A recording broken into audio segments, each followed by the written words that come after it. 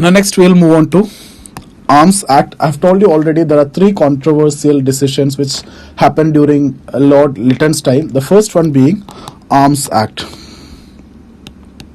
It is in 1878. See, what is this rule? Under this, the rules for getting license to possess arms were made much tougher for Indians. Okay, so now if you need to get license to possess arms, you have to follow some strict or tougher rules which was not applicable for English. Okay, what is the idea? Idea is basically to discourage Indians to possess arms, and Britishers realized that it will be very difficult or dangerous if Indians possess arms. Okay, so to discourage them, the license to possess this arms, and to get that license you have to follow certain rules and procedures that became more tougher for Indians. But that is not the case with English, and nationalists felt that it is discriminatory and they went against it. Okay, so that is about Arms Act. The rules for license to possess arms became more tougher for Indians. Let me write it down. Rules for license to possess arms were made much tougher for Indians. So this is about the rule, and that same was not applicable in case of English, so it was felt discriminatory by the nationalists and they went against the government. Okay, next point. Vernacular Press Act 1878. Vernacular Press Act 1878. Okay, so what is this? It's all about, a kind of censorship was imposed on vernacular language newspapers.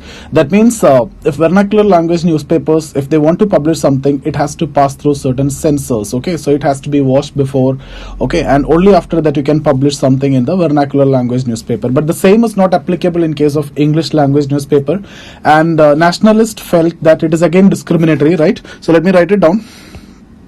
Censorship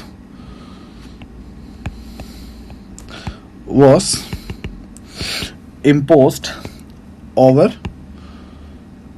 vernacular language newspapers. Okay, so I have already told you the vernacular language newspapers has to pass through censors, and this was a huge attack towards the freedom of expression. And intellectuals at any point of time, they always demand freedom of expression and thoughts, and Indian Constitution guarantees through Article 19(1) of our Constitution. The only major blot which happened after independence was in 1975-77 time, that is during the time of emergency. You can see almost 100 years, exactly 100 year celebration you can see.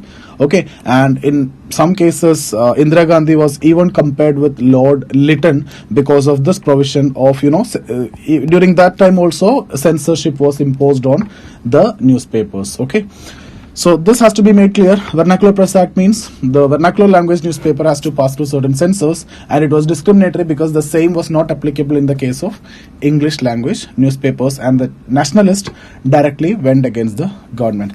Third point that we need to discuss, which is related to Lytton, again in 1878, there was a lowering the age of civil services. Lowering the age for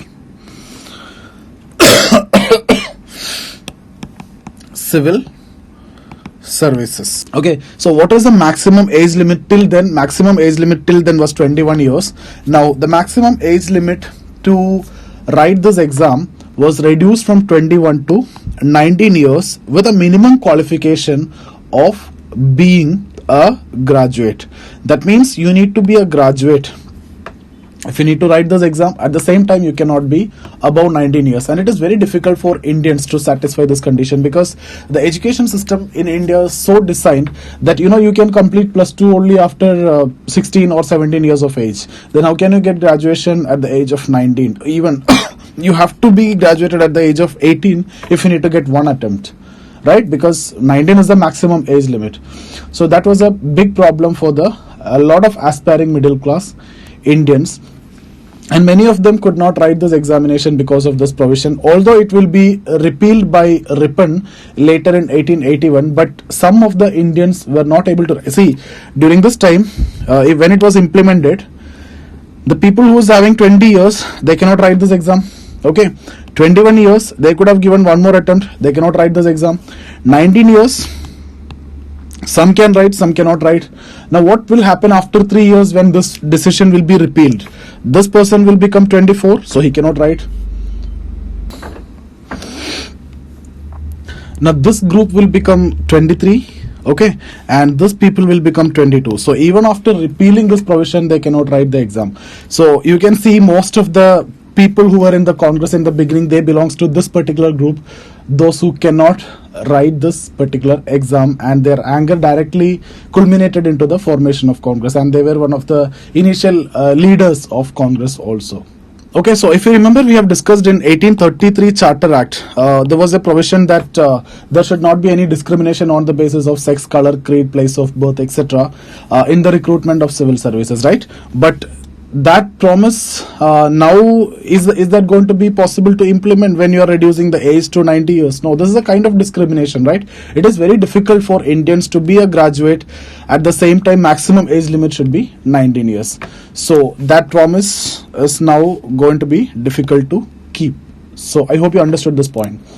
Next, we'll discuss about one controversial provision which happened during bill which happened during the period of Lord Ripon, that is Ilbert Bill. Okay, Ilbert Bill.